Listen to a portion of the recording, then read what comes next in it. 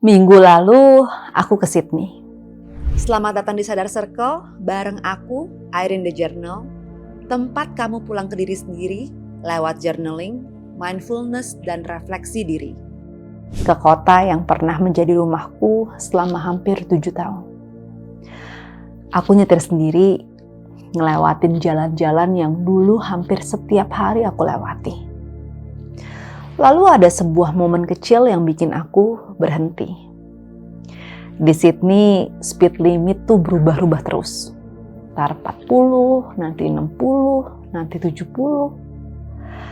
Naik turun, dan tanpa sadar, setiap kali angkanya berubah, kakiku tuh langsung nyesuaiin diri. Otomatis. Begitu patuh. Dan aku langsung mikir, ya ampun, dulu tuh aku bener-bener anak yang taat ya. Aku tuh taat pada aturan jalan. Aku taat pada aturan kampus. Aku taat sama ekspektasi orang tuaku. Aku tuh bener-bener berusaha menjadi anak yang baik. Yang gak ngerepotin. Yang gak bikin masalah. Yang melakukan semua yang seharusnya dilakukan.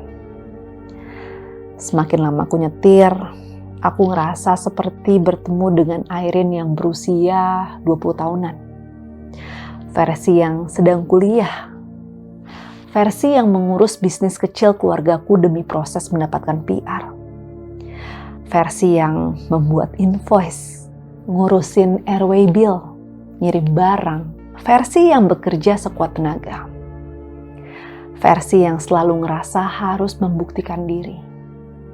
Dan tanpa sadar, aku nangis. Bukan karena aku ingin kembali ke masa itu, tapi karena untuk pertama kalinya, aku benar-benar ngelihat perempuan muda itu. Bukan sebagai seseorang yang kurang, tapi sebagai seseorang yang udah melakukan yang terbaik yang dia bisa. Aku akhirnya bisa bilang, terima kasih ya. Tanpa kamu, aku gak ada di sini sekarang. Dan di pesawat pulang, aku terus mikirin momen itu. Aku memprosesnya.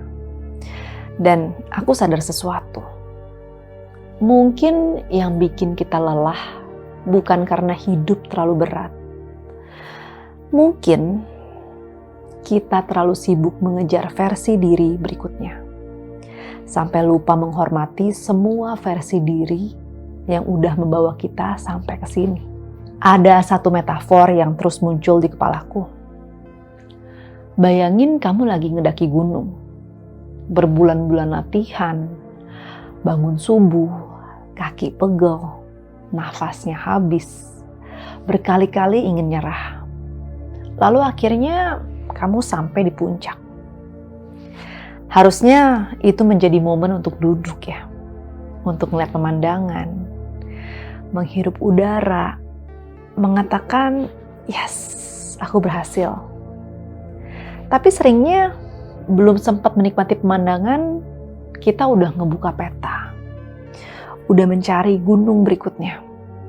Kalau ngeliat orang lain melakukan itu, kamu pasti bilang, nikmati dulu dong pemandangannya. Tapi bukankah itulah cara banyak dari kita ngejalanin hidup? Kita lulus, checklist. Kerja, checklist. Naik jabatan, checklist.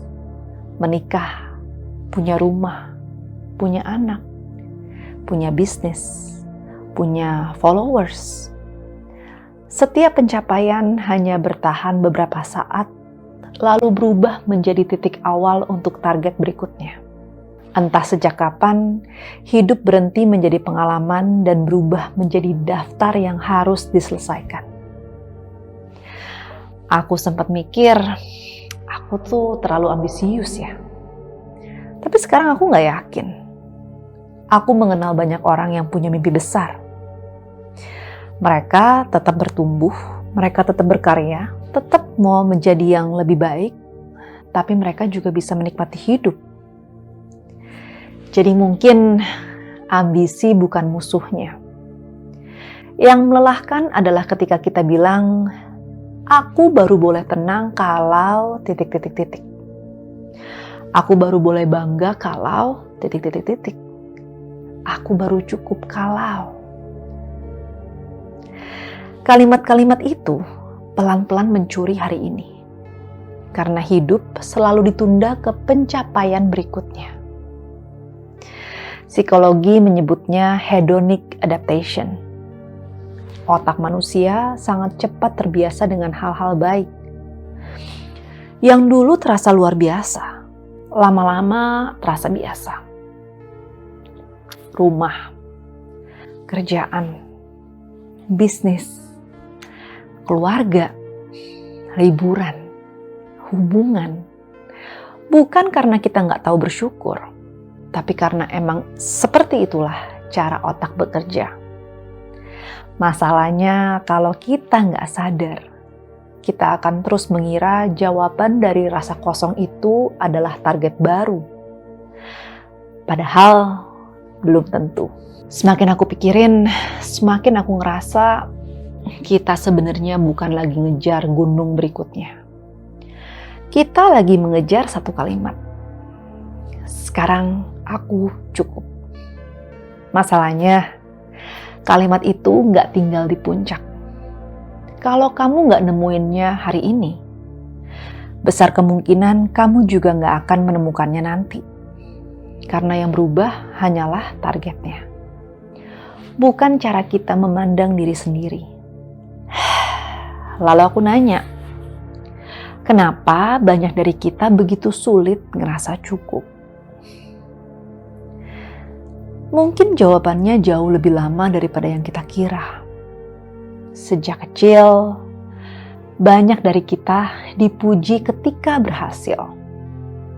Nilai bagus, dipuji. Kita dapat juara, dibanggakan. Tanpa sadar, anak kecil di dalam diri kita belajar, aku berharga ketika aku berhasil. Lalu ketika dewasa, kita terus mendaki. Bukan karena kita cinta banget sama gunungnya, tapi karena kita berharap di puncak berikutnya, akhirnya kita ngerasa layak.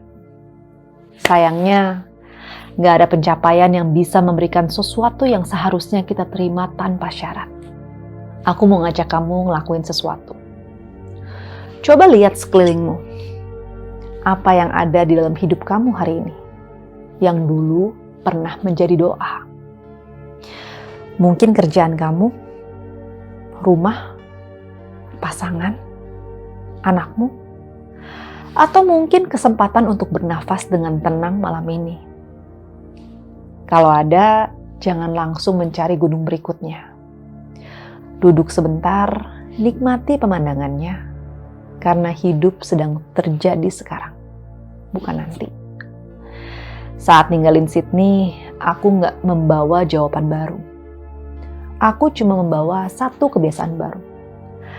Sesekali, aku mau berhenti, noleh ke belakang, dan mengucapkan terima kasih kepada semua versi diriku yang pernah takut, pernah bingung, pernah ngerasa gak cukup, pernah bekerja sekuat tenaga. Karena tanpa mereka, aku gak akan ada di sini hari ini. Mungkin coming home bukan tentang menemukan versi dirimu yang baru. Mungkin coming home adalah akhirnya belajar mencintai semua versi dirimu yang diam-diam telah membawamu pulang. Welcome home.